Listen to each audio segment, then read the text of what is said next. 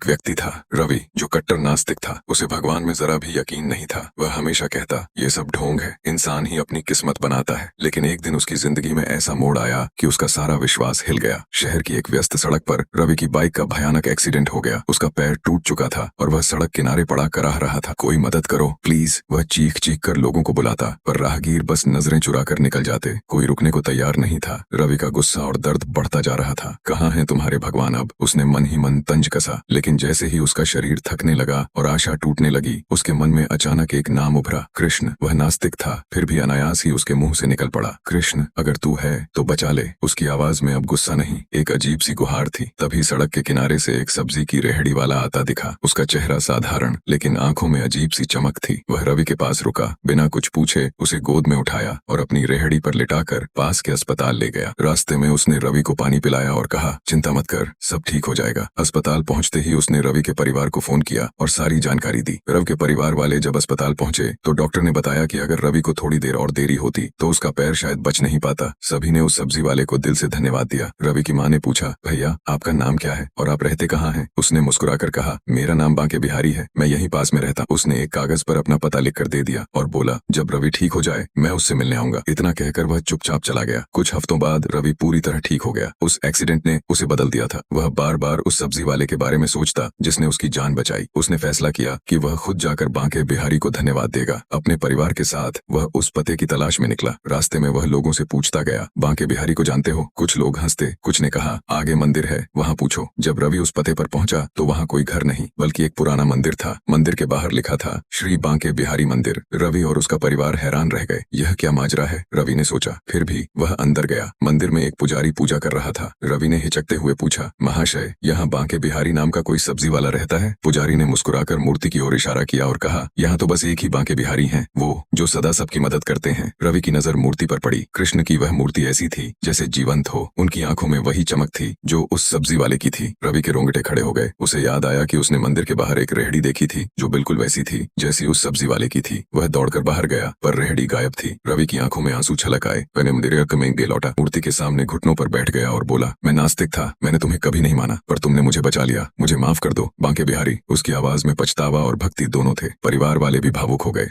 बोलो बांके बिहारी लाल की जय। दोस्तों, वीडियो अच्छी लगी तो लाइक और कमेंट करके चैनल को जरूर सब्सक्राइब कर देना। आपका बहुत बहुत धन्यवाद।